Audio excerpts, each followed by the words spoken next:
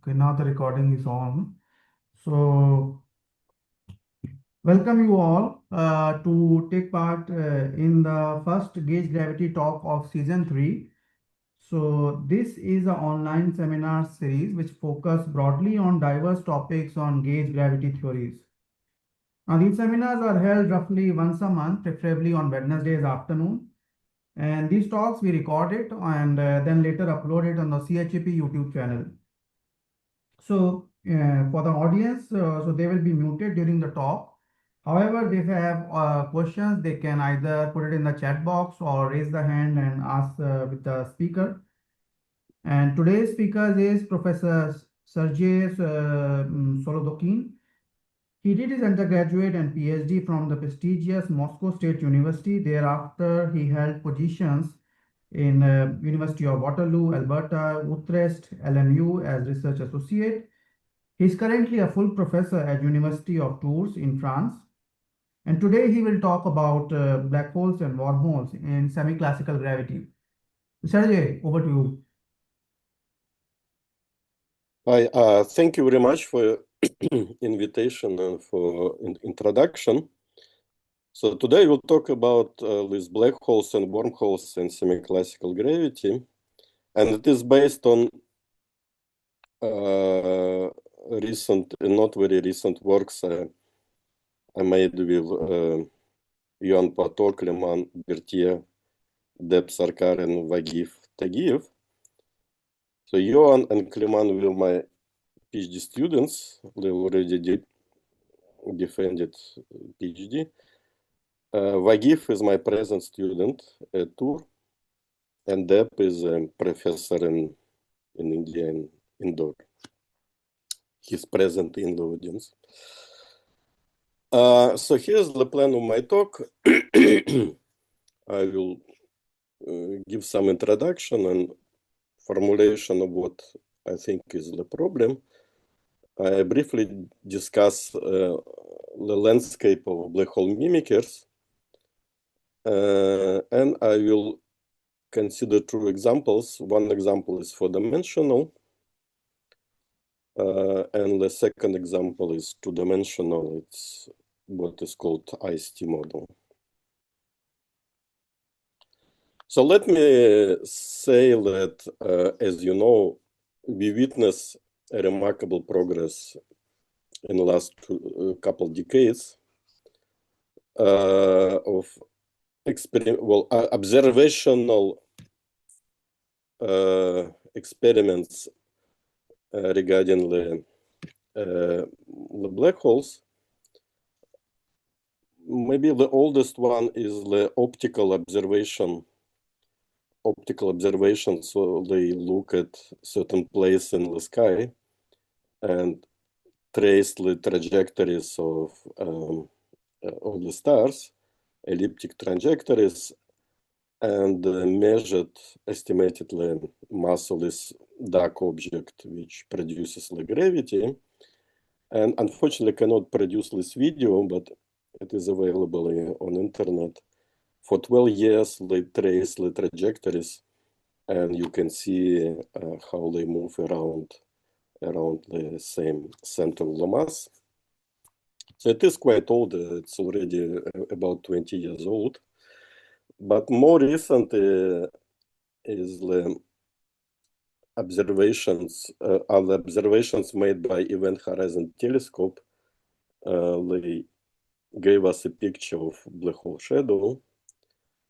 And the most remarkable discovery of gravitational waves produced by collisions of very massive black holes.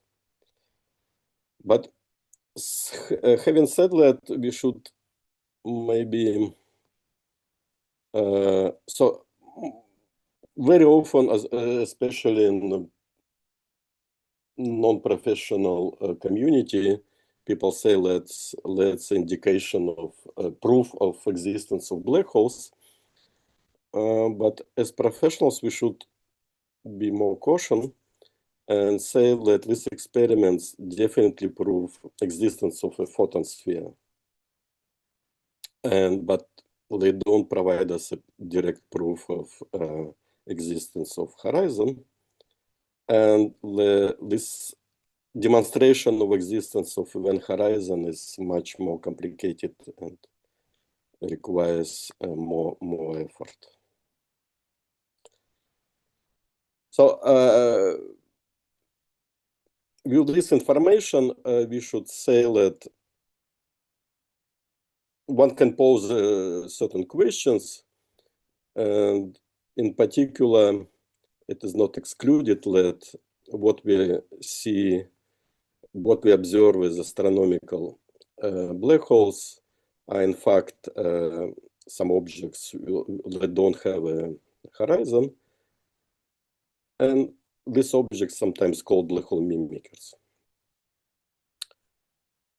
And the second question is a natural question: how we can get such objects in a consistent theory of gravity. One possibility would be add some maybe exotic matter to the gravitational theory. But most interesting possibility is to try to find this kind of objects as solutions to semiclassical gravitational theory. So no extra matter is present, only space-time metric, and the action is more complicated than just Einstein-Hilbert action.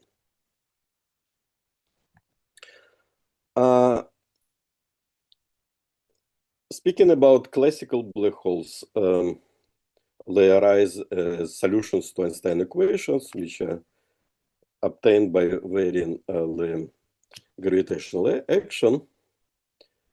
And these black holes, well, Schwarzschild black hole is a solution, is an example. Kerr black hole is another example, a rotating black hole. But we should mention that these solutions are remarkably stable in the following sense. It's very difficult to destroy a black hole solution by adding finite number of local high curvature terms. So we could add, I don't know, r squared, r cubed, and so on, provided that this number of these terms is finite. There still will be a solution. So like large Schwarzschild black hole will still be a solution to these equations. There is no formal proof of that, but it's more or less clear that it is a valid statement. Speaking about quantum theory on a black hole background, well, in the literature, there exist several possibilities of choice of what kind of vacuum, what kind of quantum state we can choose. For the quantum state, there are three possibilities. The first is the Harter-Hawking state. It's generally defined by the condition that the respective stress energy tensor is regular at the horizon, and it contains thermal radiation at infinity. So logically, it describes a black hole in sort of thermal equilibrium with Hawking radiation. The other choice is Boulevardy state. Usually it is considered to be pathological because the corresponding stress energy tensor is divergent at the horizon, and it vanishes at infinity. So the corresponding vacuum state is empty at infinity, but it has a lot of modes close to horizon.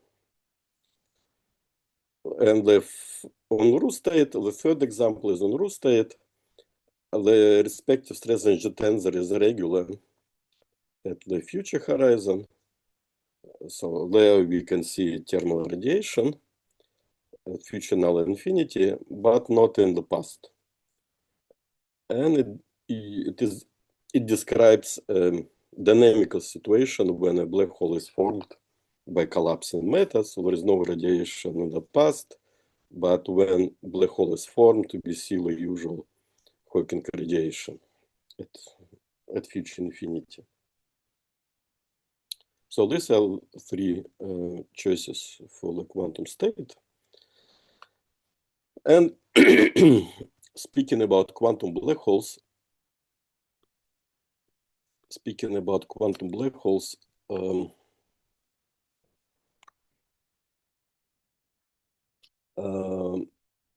what we call quantum black holes are solutions to some kind of quantum gravitational theory. And here's a list of questions which are partially personal questions I want to answer. Well, natural question is whether this quantum corrected metric. By quantum corrected metric, we mean here the metric that solves the semiclassical Einstein equations modified by quantum corrections, whether this quantum corrected metric always has a horizon. And if there is a horizon and we compare it to classical black hole, whether position of horizon is changed, modified, and whether the Hawking radiation is different from the classical Hawking temperature. The other question is what is happening at asymptotic infinity? Because if this picture of thermal radiation which we observe at infinity is correct, as it happens in the Harter-Hawking state, then Hawking radiation cures space-time. So space-time at infinity is no more Minkowski space-time. But what is it? Unfortunately, in the literature, I did not find an answer to this question.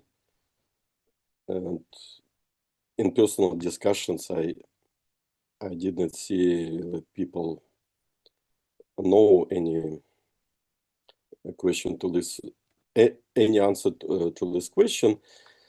But clearly, one possibility would be, by the way, that the respective semiclassical back-reacted geometry is not static.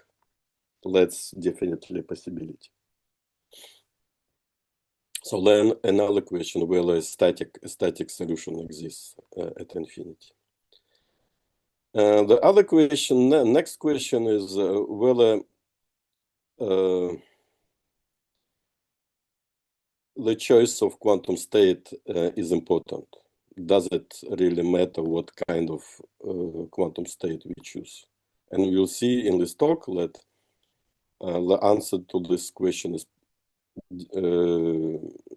positive in the sense that the back-reacted, what we call back-reacted geometry, is different for the Harter-Hawking state and for the Boulevard state. And finally, provided the quantum corrected geometry is horizonless, how close this horizonless geometry to the classical black hole geometry? Can it really mimic, in certain sense and in certain limit, the classical black hole?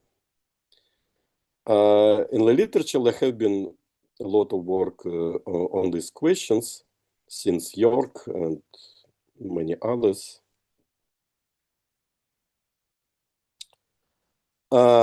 Speaking about semiclassical gravity,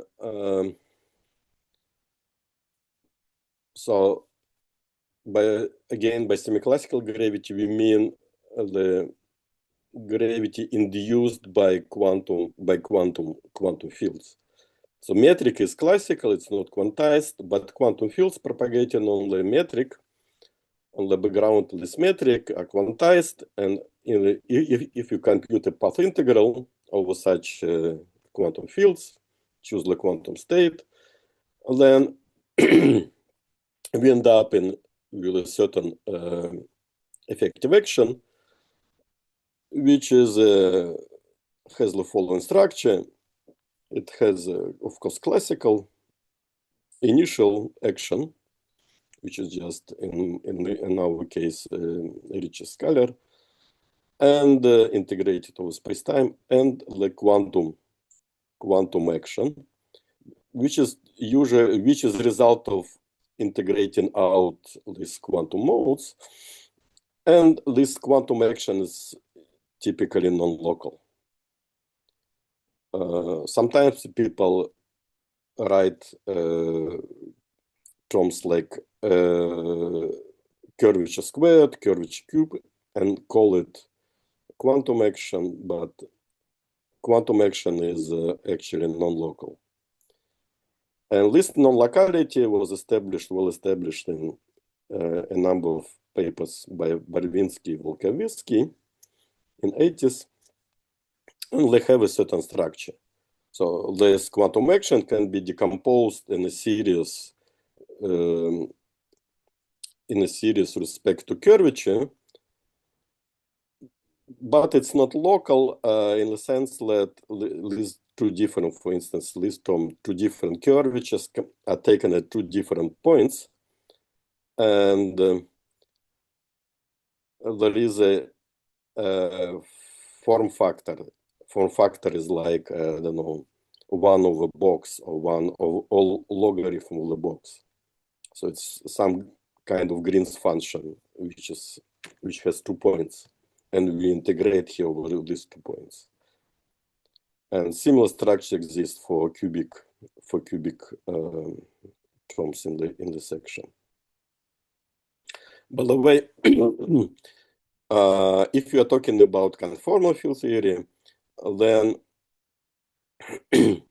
another piece of information is conformal anomaly, which is local, and conformal anomaly comes from variation of both these terms, quadratic in curvature and cubic in curvature.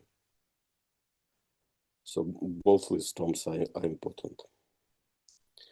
In principle, one could try to work with, so this section is known in these papers, but they are very complicated. There are many terms here. I don't remember exactly how many, but it's like 20 or 30 terms in the cubic combination. So it's very difficult to work with such an action, but it's eventually not impossible, and maybe sometimes people will make some progress working with this action. So in principle, what we could expect, suppose that we found a theory in which black hole as a solution is replaced by some horizonless metric, what we could expect. An example of what we could get was given with my old work with Thibaut Damour. This is a phenomenological metric. It's not a solution to any field equations, just to demonstrate what kind of objects can appear in such a theory. So basically, we take a classical black hole. So G of I can be just 1 minus 2m over R, as for Schwarzschild black hole, but add a small parameter epsilon squared in the GTT component of the metric. As soon as we added such a small parameter, interesting thing happens. Horizon disappears completely, and this region near that used to be a horizon is replaced by a long narrow throat, and geometrically the total space-time looks as on this picture. So this horizontal direction is the direction of coordinate rho, space-like coordinate rho. And these circles, which we have on this picture, they actually illustrate the norm of this killing vector. So they illustrate the norm of GTT. At the same time, a similar picture would have if we, instead of the circles, have spheres. This is a dimension d, but for simplicity, we take dimension 4. I mean, 4-dimensional metric, and this would be a 2-dimensional sphere. This could be radius or size of this 2-dimensional sphere. And in the throat, we would find a minimal surface, a sphere of minimal area. Usually, when we speak about wormholes, we typically mean the second picture of 2-dimensional sphere decreasing the size and then growing in size, and this position point of minimal surface. But for us, it would be more important that GTT has the similar behavior, and there is a region where GTT takes the minimum value and then it approaches the constant value at infinity. So here we have two asymptotically flat regions. The first one is the usual one. So we live here, and there is a parallel, well, another region, asymptotic region separated by this narrow throat. And the size of this throat would depend on the value parameter epsilon. If you have any questions, please ask during the talk. It's not a problem. So, as I said, such a metric doesn't have an event horizon. It is replaced by a wormhole throat where GTT is very small. It's a order of epsilon squared. The time at infinity compared to the time measured at the throat, what we call T throat, they are related by this parameter epsilon. So if epsilon is small, time at the throat flows slower than the time at infinity. And this is typical behavior, what we call black hole. Originally, at some early stages, black hole was called a frozen star. Frozen star because time is frozen in this region close to horizon. And this is modeled in this picture, in this metric. And there appears a new time scale. So A plus is the radius of classical black hole.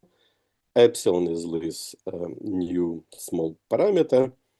And there appears this TH.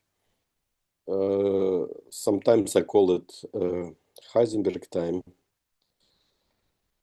And it's basically the size, if you multiply it by speed of light, it is basically the size of this narrow throat. Let's separate two asymptotic regions.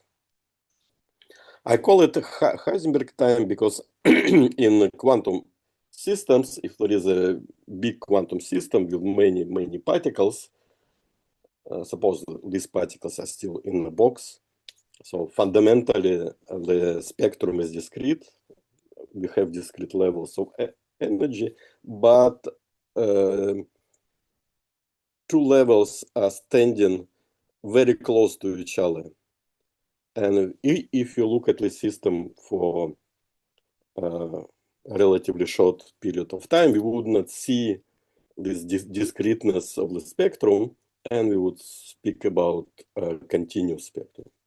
But if you look at the system sufficiently long time, you would see the discreteness of the spectrum.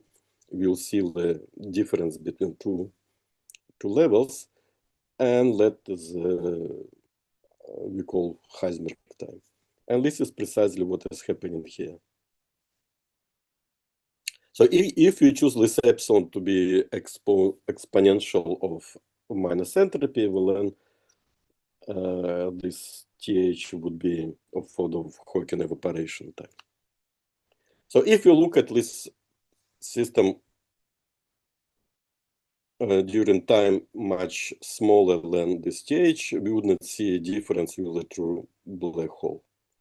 But if observation time is of order of TH, then we will see a difference, and we can definitely say that it's not a black hole. There are some accidental symmetries in this example. In particular, it is Z2 symmetric that may be not typical for these mimickers. And also in this example, minus GTT and minimal surface are in the same place, and this also may be not a generic property. So these objects we recently discussed quite extensively. They predict existence of new effect, so-called echo effect, that could be observed experimentally. There are some generalizations of this metric to Kerr-like wormhole, and well, there are some possible effects that curvature is quite large, actually, at least throughout. So maybe this large curvature would manifest itself in certain observational effects. So this wormhole is phenomenological, and in principle, our goal, long-time goal, is to obtain such a wormhole as a solution to semiclassical gravity. Let me briefly maybe discuss the possible structure of such black hole mimickers. We stick to the spherically symmetric static metric. So coordinate rho is changing from minus infinity to plus infinity. We have two functions, g of rho and r of rho. So for positive values of rho, these two functions reproduce the classical black hole with maybe small corrections. At rho equals 0, this metric function is small but non-vanishing, and it's non-vanishing everywhere. So g of rho doesn't have any zeros in this interval. Suppose that the complete space-time is free of singularities, so Riemann curvature is finite, and the other condition we can impose is the condition of geodesic completeness. And assuming that at least left infinity, when rho goes to minus infinity, g of rho and r of rho have power law, changed by power law with n1 and n2, some parameters. Regularity and geodesic completeness imposes condition that n1 is larger than minus 2 and 2 is positive. So there are some restrictions on these parameters n1 and 2. So generically, we have the following possibilities. Space-time with a regular horizon would correspond to the situation when g of rho is vanishing at a certain point, and the same point r of rho, this radial function, has the minimum.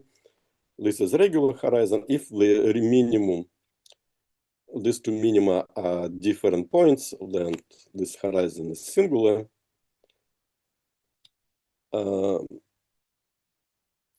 Also, if r of rho goes to 0 at the left asymptotic region, And does that matter what is the behavior of geoflow? This corresponds to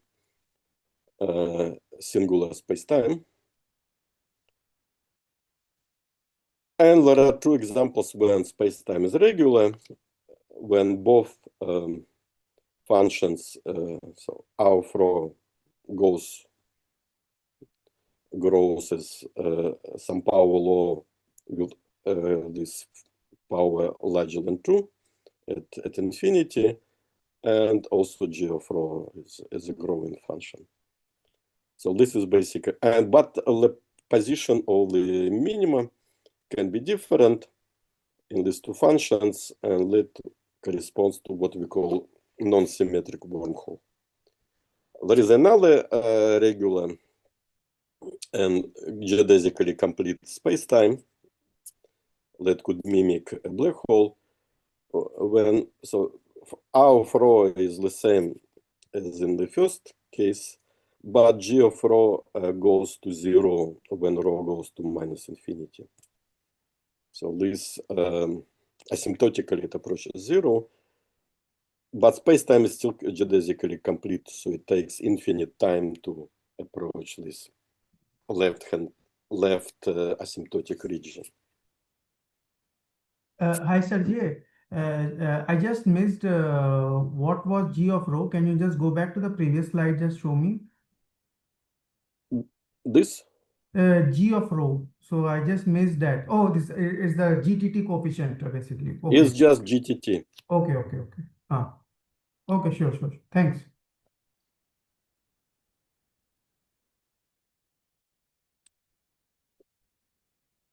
So there are two regular and geodesically complete situations that both may mimic the black hole. So in general, we provided this regularity and geodesic completeness conditions are satisfied. We have a landscape of possible mimickers. And in more detail, this landscape was analyzed in my recent paper with Vagiv. So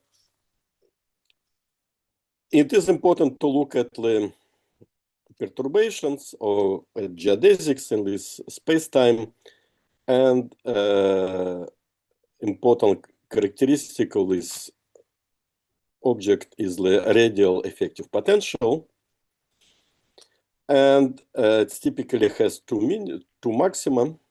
For black hole, for classical black hole, it would be just one maximum, and this maximum in particular corresponds to for light-like geodesics corresponds to unstable photonic surface, and it is exactly it is located at 3m.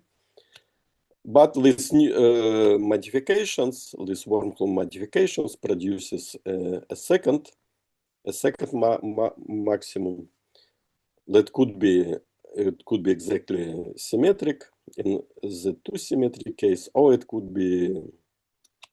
could have different height. And the distance between two maxima is of orderless th that I talked about previously. And that generates echo effect. So basically, perturbation goes to first somewhere perturbation outside a black hole.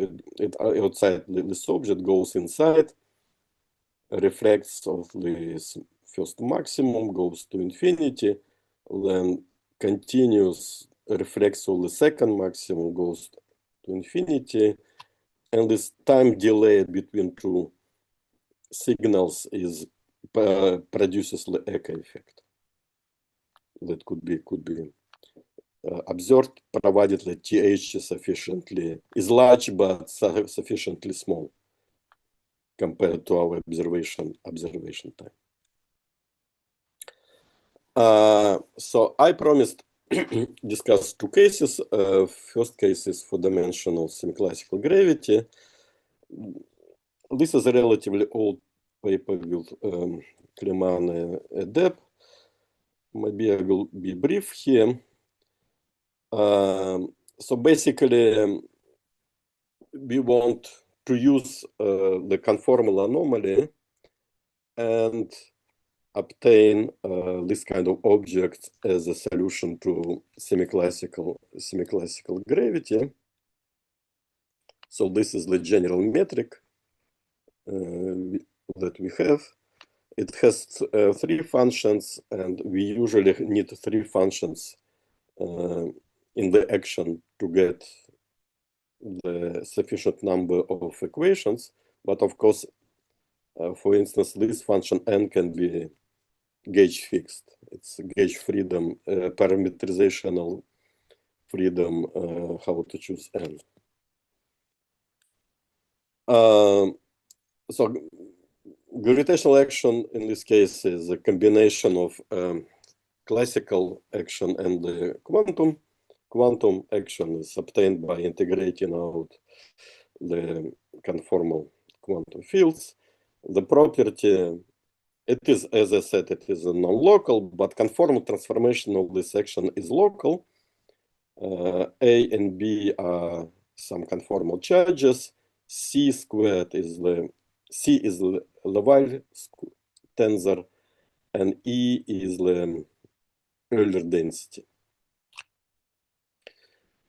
Unfortunately, we cannot integrate completely this anomaly and obtain the action because it is up to this gamma zero. Gamma zero is conformal invariant part of the action. So we cannot reproduce in general this gamma zero using the conformal anomaly. But well, there are certain approximations in which a near horizon metric can be approximated by so-called optical metric. Optical metric can be approximated by three-dimensional product of one-dimensional circle and three-dimensional hyperbolic space, and in which case we can decompose. So basically, beta is the temperature, inverse temperature, and we can use the high temperature expansion for this action that is known, and keep drop the higher curvature terms and keep only these two terms. The general structure was obtained by Gusev and Zelnikov. So then we have gamma zero, we have conformal anomaly, and we can integrate them, obtain the equations and try to integrate them. And we are looking here at the solution which has this what we call turning point, this minimum in the functions r of rho and omega rho. Basically, omega is the same as g of rho, this gtt is omega squared. So minimum of g of rho is the minimum of omega. And here we consider the case when two minima are in the same value of rho. Well, these equations impose certain constraints with condition of minimality of these two functions. And eventually we end up with this kind of inequality. Omega zero takes this form. So kappa is the deformation parameter. I think, yes, this is APGN. Gn is Newton constant. And it can be re-expressed in terms of classical black hole entropy. So that is basically omega zero is exponential of minus black hole entropy. And immediately we get that omega is non-zero, and its value is less than omega zero. So that is precisely what we expected. So again, omega squared is GTT. So that demonstrates the existence of minimum value of minimal value of GTT, and that shows us existence of the throat. Unfortunately, we cannot integrate it to infinity and obtain the entire solution. And in principle, it is a doable problem, and we could do it in the future. But this solution, what is important, this solution corresponds to what is called Boulevard state. Boulevard state, and in this case, there exists a narrow throat where these two functions, minus GTT and R, have minimal values, and this minimal value of exponential minus entropy, classical entropy, and this is precisely what we expected. In the in two-dimensional case is more interesting because many things are simplified in 2 dimensions, and in particular, this in 2 dimensions we can integrate like a formal anomaly and get the entire action. And this was analysis of this back-reacted geometries was done in my papers with Johan and Depp. It was 3 or 4 papers.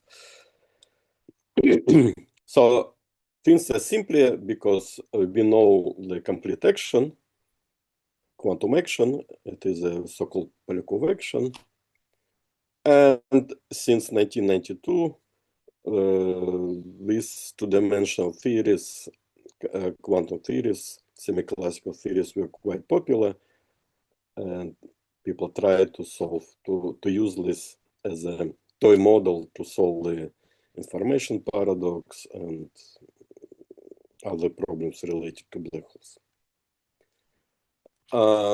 So the classical action classical theory requires one more field, which is called dilaton field, and this is the classical action. Classical action, and generically it is static. It is static. The respective solution is static, and it takes this following form that is given here, and it is asymptotic. It describes asymptotically flat black hole, 2-dimensional black hole. The respective temperature is lambda over 2 pi. So A is so lambda here is a parameter. A is another free parameter that could be changed, is integration constant, and encodes the mass of this configuration. So the mass is proportional to A, and classical entropy is 2A. So Hawking temperature doesn't depend on the mass. This is a feature of 2-dimensional case. And there is a curvature singularity at phi equals plus infinity. And phi goes to minus infinity. This is a asymptotically flat region. In the quantum case, we add this Polyakov action. We can add it in a local form by introducing an auxiliary field psi. And one of the equations of motion, classical equation of motion, is Ricci scalar equals -2 box phi. And that means that psi and phi are related. So psi is -2 phi plus W. W is a solution to homogeneous equation. In static case, this equation can be integrated. And basically, W prime is derivative with respect to X, is C over G. And C is a constant. So the choice of C corresponds to the choice of the quantum state, as we'll see. So we can compute the stress energy tensor on this background. for different C, and we see that there are different terms here. The term which is divergent at the horizon is this one. Horizon is where g of x vanishes. In order to kill this term near horizon, we have to choose either c equal to 0 or c equal minus 4 lambda. And this is precisely the Harter-Hawking state. Harter-Hawking state. So at infinity, it will produce thermal Hawking radiation as expected. Boulevard state is another choice. When this energy density vanishes at infinity, but the price we pay for that, it is divergent at the horizon. There is a family of states here, and there is certain symmetry for different values of C, but this is not very, very crucial for our discussion. So now we want to combine these different pieces. We have classical action and we have quantum action. We have to combine them and find the consistent semiclassical solutions. And in order to preserve the certain symmetry in this classical action, we add a new local term. And the entire model is what is called IST model, as proposed by Russo, Saskin, and Tarlatsov in 1992. And kappa here, well, if you have n fields, and for instance, scalar fields, that would be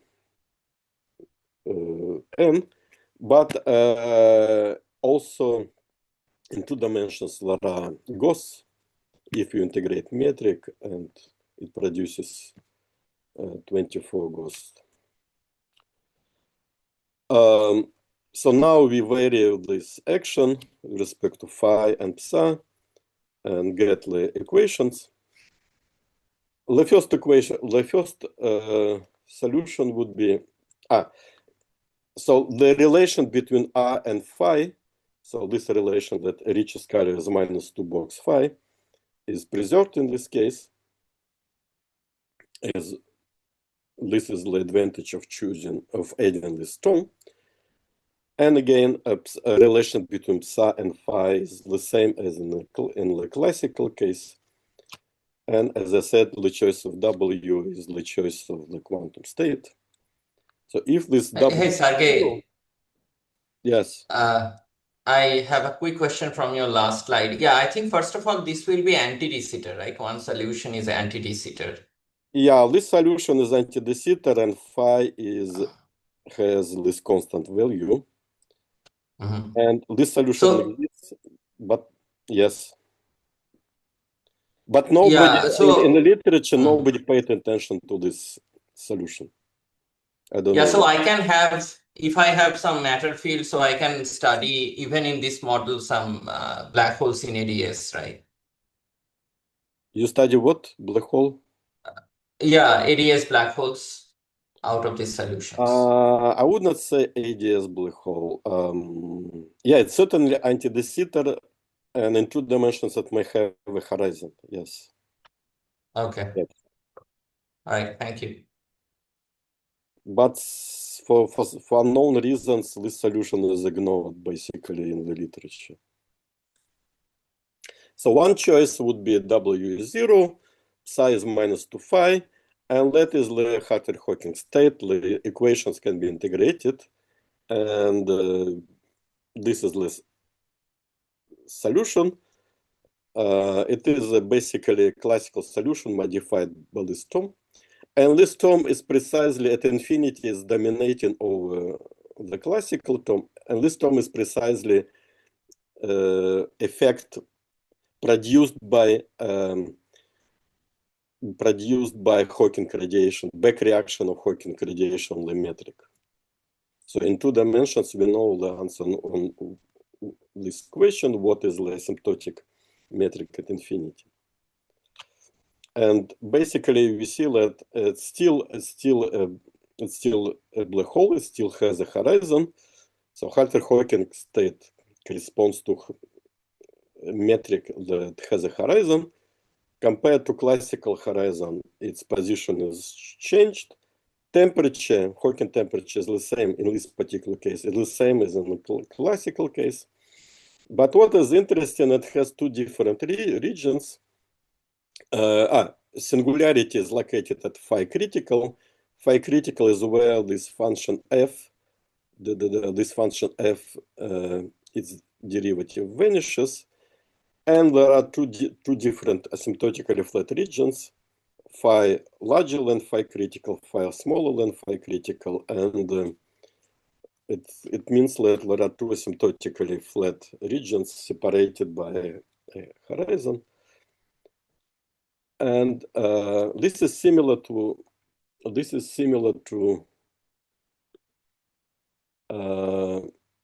certain four-dimensional quantum connected black hole. This that I introduced with Kazakov many years ago. So basically, it's deformation parameter here is kappa. So if kappa is 0, then it's classical black hole, Schwarzschild black hole. But if kappa is non-zero, then there are two asymptotically flat regions. So here's a horizon. Horizon exists only one asymptotic region. There is a throat of singularity, and there is behind singularity there is another asymptotic region below the horizon. So if we speak about Penrose diagram, this is the Penrose diagram of the space-time.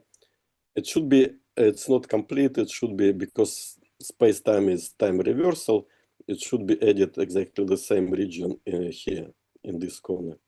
Then the complete space-time is the causal diamond. But here at I equal I minimum, there is a singularity, and but the idea is that by adding more corrections, this singularity becomes smoother and smoother, and it becomes, so geodesics can penetrate through this singularity, and we are really talking about the complete space-time, as shown on this diagram. So returning back to two-dimensional case, in equations of YST model can be integrated for generic value of C. This is basically the solution. And this solution reduces to, well, this solution depends on the solution, what kind of solution we choose for this master equation. So Z, W of Z is this function, G of phi is this function, and Z, I think, is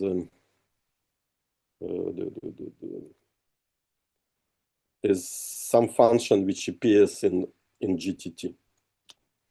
So basically, this equation gives us Z as a function of phi. Z is a function of phi, and if kappa is positive, kappa that I introduced earlier, it's basically central charge of this theory.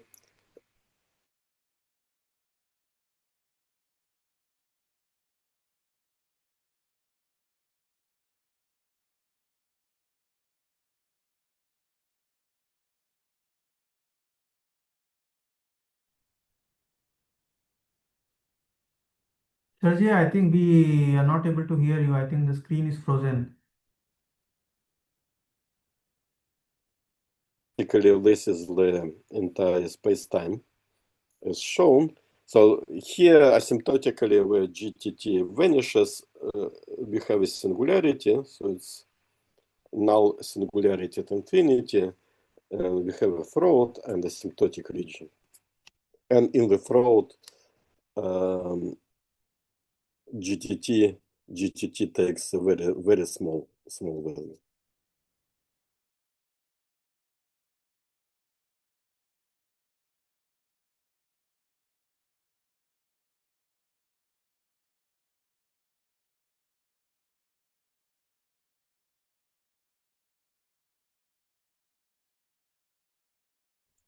We can ask ourselves, so whether what is the right, suppose kappa is negative, right?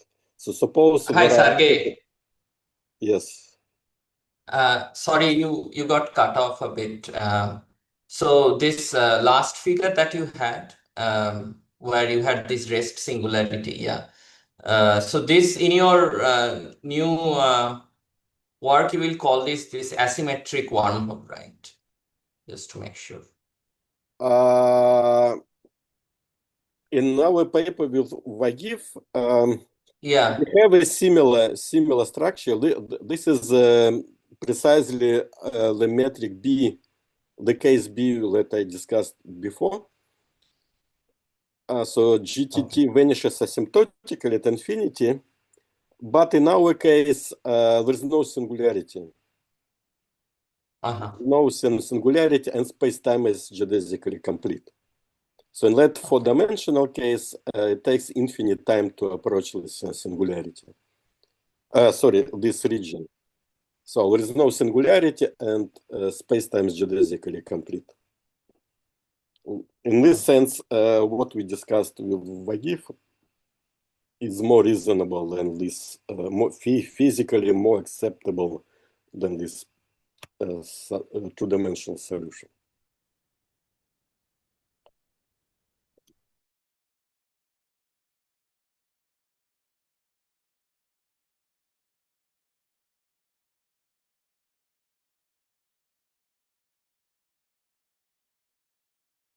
Due to quantization of metric, and the question.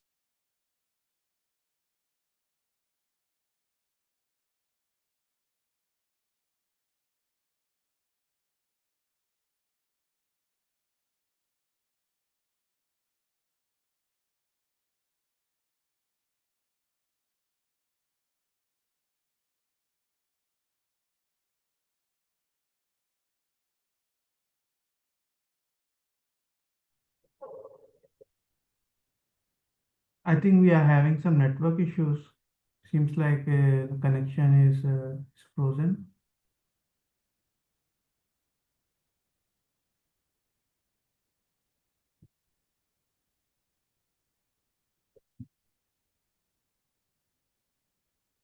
Oh,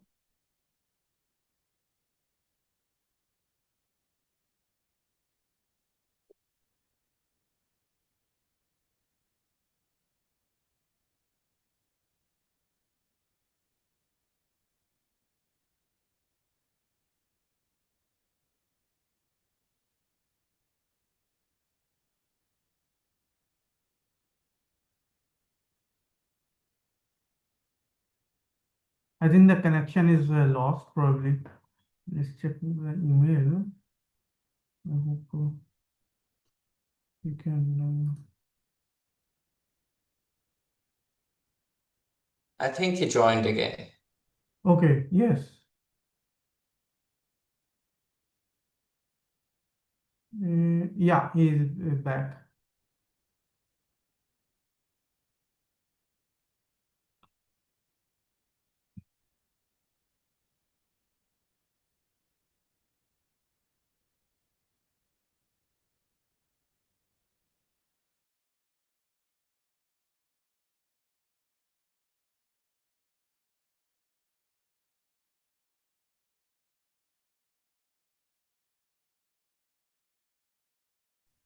Okay.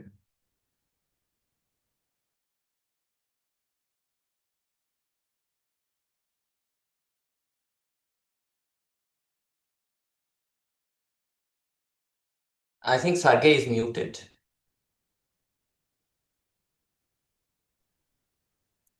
Can you hear me? Oh, mamma mia. Yeah, now I can hear actually. Can you Yeah, hear? now we are able to hear it. Yeah, sorry about this. So basically, I repeat what you probably did not hear. For Gauss, we have to choose the Boulevard state because Boulevard state describes no thermal gas of Gauss particles at infinity. We don't want to see that, and that's why the only possibility for Gauss is to choose the Boulevard state.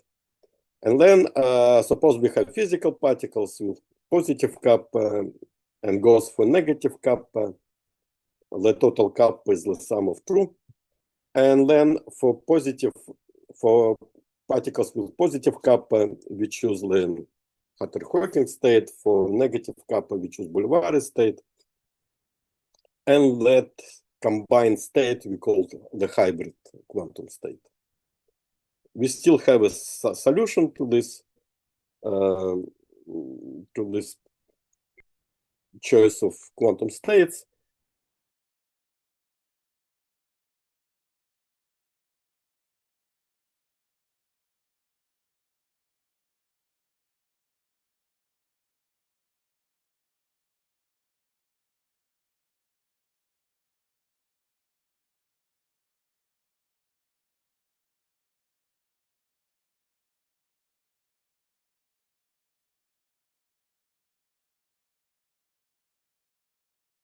We are not able to hear you, Sergey.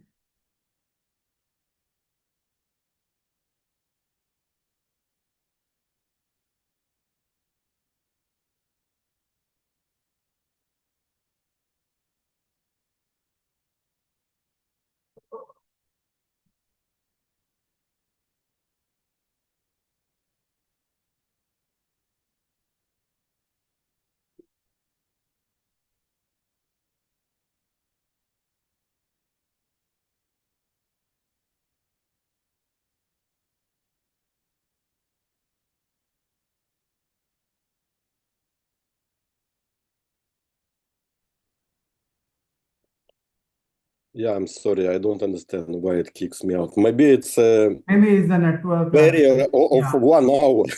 Yes, yes. So I don't know, maybe I should finish. So basically, this case of negative kappa, total kappa is negative, corresponds to completely regular horizonless spacetime. It has minimum of GTT in the middle. So we have a throat. This is how it looks like in Euclidean case. This is how it looks like in Minkowski's signature. So it is completely regular. It doesn't have a horizon. But if we add here some collapsing matter, we send a pulse of particles, then classical particles, then apparent horizon is formed. And space-time is separated on regions inside horizon, outside horizon. It's still a completely regular everywhere, but curvature is not smooth at plus infinity. But what is interesting, we can compute asymptotic radiation, asymptotic stress-energy tensor, and it appears to have two contributions, one due to physical fields, the second due to this Gauss non-physical fields with negative kappa. And for large, initially, for early times, retarded time, only first term contributes, and we see the usual Hawking radiation. But then, when time goes on, at later times, the second term becomes contributing, with negative contribution. And we can compute the respective entropy of radiation, asymptotic radiation. So this is basically the equation for this entropy. And this entropy has two different regions. In one region, it's growing as it should, as entropy of Hawking radiation. But then when this non-physical particle starts to arrive, entropy starts to decline, and the total picture looks like this. It is not the actual picture. It is an artistic picture, so we should understand it with certain grain of salt. But it's clear that in this case we can reproduce correctly the page curve. The page curve for evaporating black hole. There is no black hole fundamentally. There is no black hole in this case, but this geometry mimics the black hole properties. It still has a Hawking radiation at infinity, but fundamental information is not lost because the space-time is complete geodesic, complete causal diamond. And that is how this declining part of the picture, it comes due to existence of this additional particles with negative energy density. So the lessons that we can learn from these examples for four-dimensional case, Halter-Hawking state corresponds to regular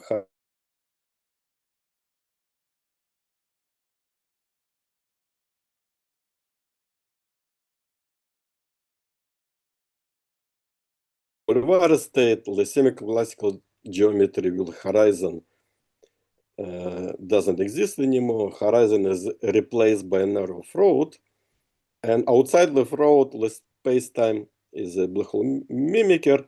But on the other side of the throat, many things can happen. It can be null singularity, it can be time-like singularity, or it can be another asymptotic region. And we should think about a landscape or a vast space of metrics that mimic a black hole. So we can talk about landscape of black hole mimickers. And thank you for your attention. Sorry for delay. Can you still hear me? Yes, yes. Oh, okay. Yes. Thank you, Sergey, for the wonderful talk. So now it's open to questions. Like the audience has something to ask, can ask now.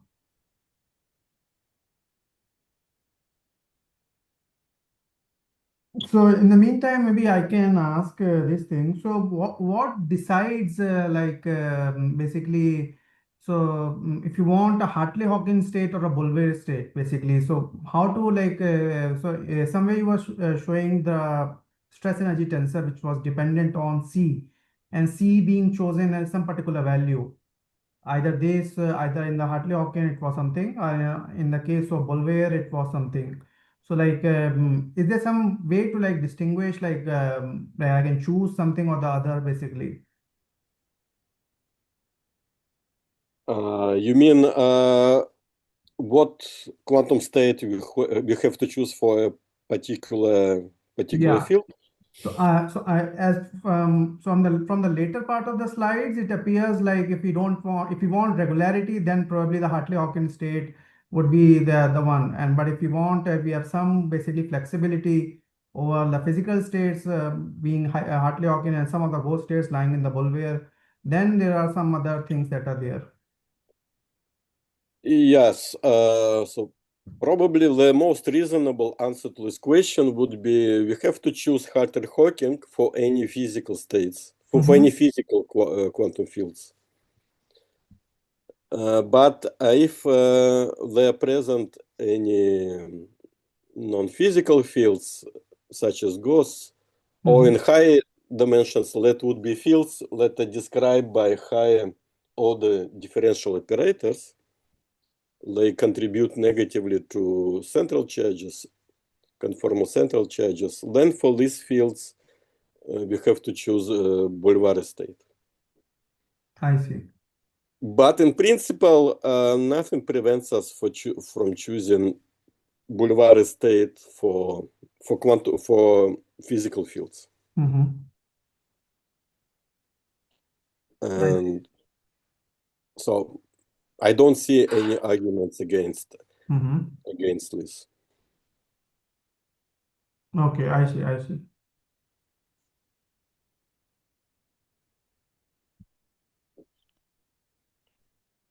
So these black hole mimickers, they also basically are behaving more or less similar to like the standard black holes basically. So they have basically radiation and the page curve is also coming out. So it is. Yes, actually, in this two-dimensional case, this might be interesting to say that this is a black hole mimicker. It's completely regular, there is no singularity, there is no horizon, but at infinity we see the Hawking radiation. So there is by Hawking radiation I mean stress energy tensor that behaves like a Hawking radiation. It is proportional to temperature. Yes.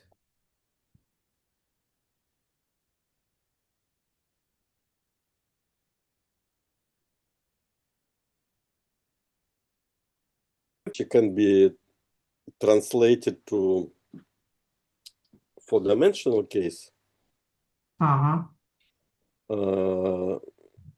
In four-dimensional case, maybe situation is more complicated.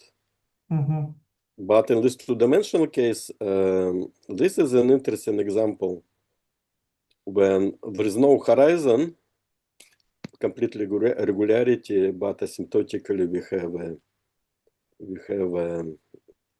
radiation. This could be repeated, by the way, for Unruh state.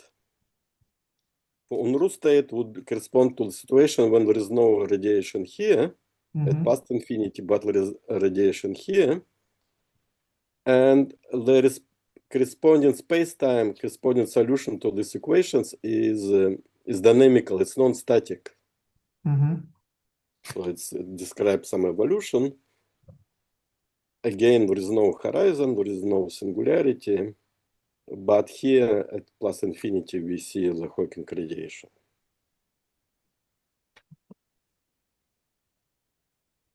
And these are also the ones which are satisfying equations of motion. Is there's not like that one is constructing them by hand. Here these examples are well-defined solutions to gravitational equations.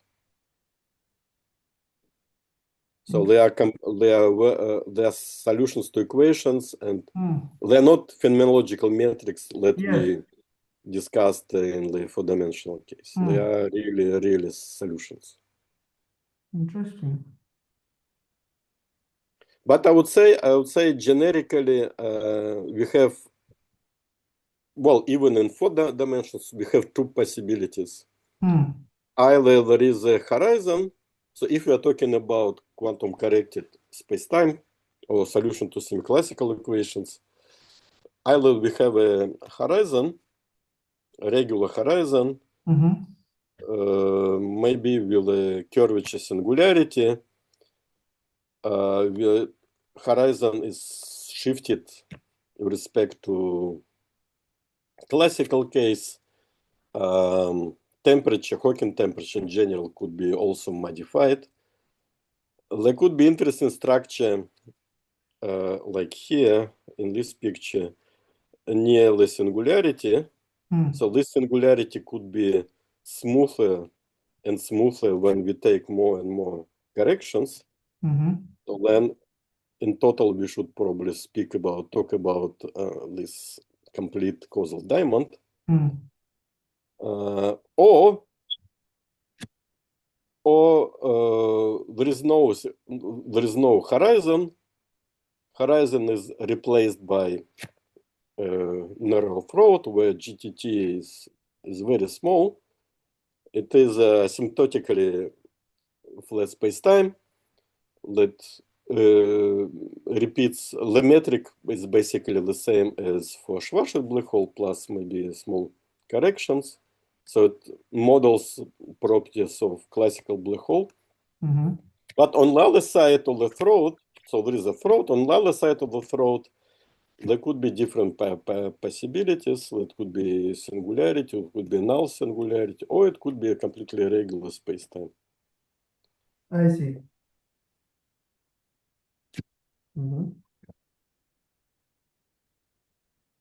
Yes, and if there is at least one quantum state, quantum field which is in Boulevard state, the second picture emerges. Mm-hmm. Always. So horizon is always replaced by throat.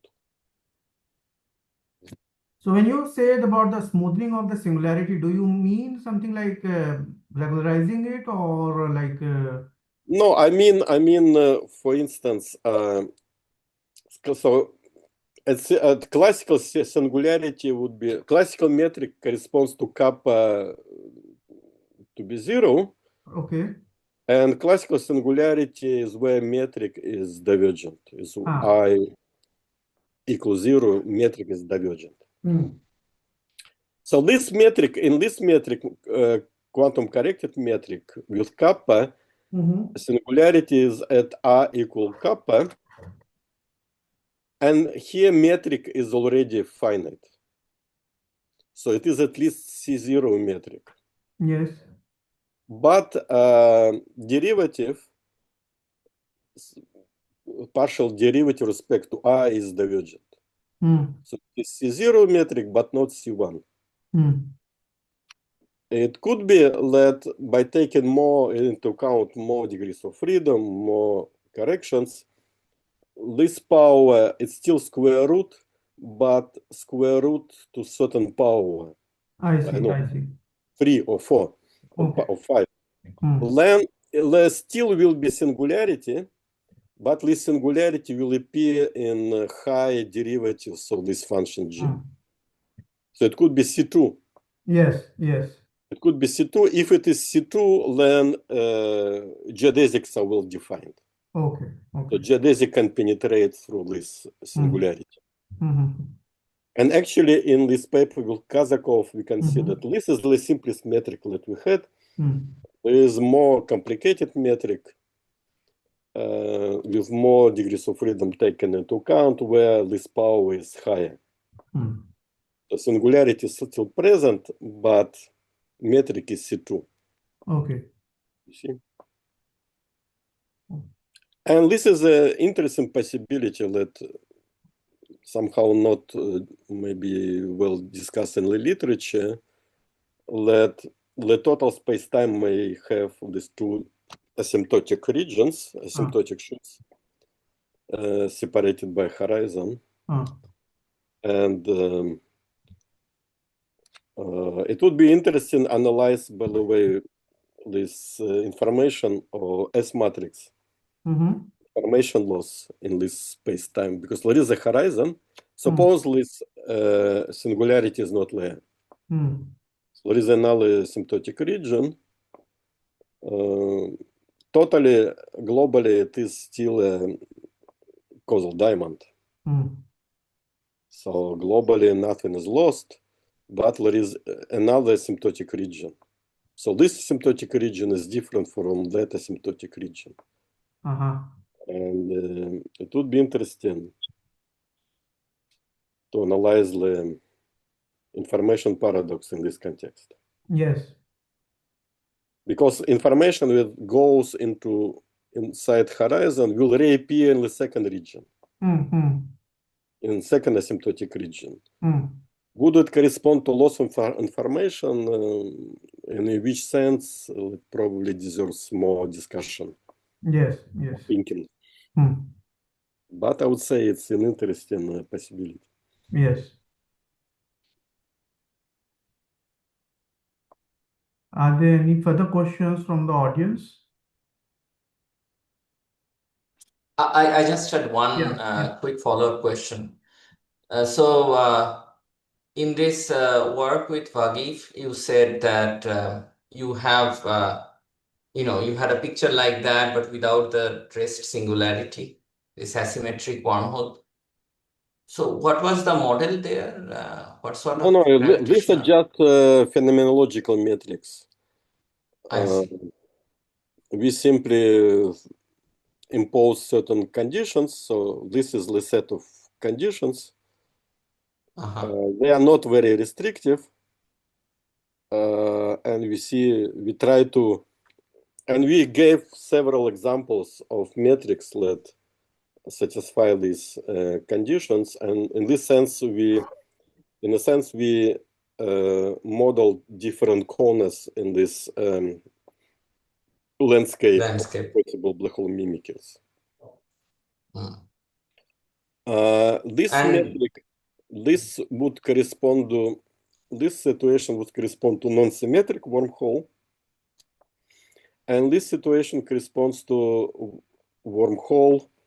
Well, it's not really a wormhole, but it still has a throat. This throat, narrow throat, and asymptotically in this region, GTT goes to 0. But this region where GTT goes to 0 is at infinite proper time, so it cannot be reached. So it is in a sense horizonless object, and it is very close to black hole, because in this case the second maximum doesn't appear. It's only one single maximum, as in classical black hole, and there is no echo effect in this case, and it has similar properties as a Schwarzschild black hole, but it has but in this, different structure, global structure. Sorry. yeah, I was asking that in this set of conditions that you have imposed, there are no conditions on there are no state dependent conditions. No, Or is it? we don't hear. Well, we did not think about quantum states, because we did not solve actually the equations. We just give different examples. Okay. Yeah. Or what one could expect, what one could get in different corners of the landscape. Presumably, all these situations can be realized under certain conditions, for certain choice of the quantum state, for instance. Plus, maybe imposing some other conditions. But the point is that there is a big family of metrics that looks like a black hole at infinity, and very close to. So these metrics have almost identical to classical structure of photonic sphere, but close to what used to be horizon. It's completely different, and on the other side of this region, that would be completely different space-time. So there is a very wide family of such metrics. Whether all of them are realized in certain theories of gravity, that's a different question. I see. Are there any further questions? Let's see. No, there is nothing in the chat box. So if there are no further questions, then we can thank the speaker. And thank you, Sergey, for the wonderful, beautiful talk and very exciting discussion that we had after the talk. And it is thanks to you for accepting our invitation and giving a wonderful talk. So we Thank you hope for your to, invitation. yes, so we hope to hear from you soon again sometime. So yeah. So thank you very much. So now I Okay. will basically just conclude it, and we'll upload it, and we will share the link in this thing. So yeah. Okay. Okay. Bye-bye. Thank you. Bye. Thanks a lot. Bye. Thanks. Bye.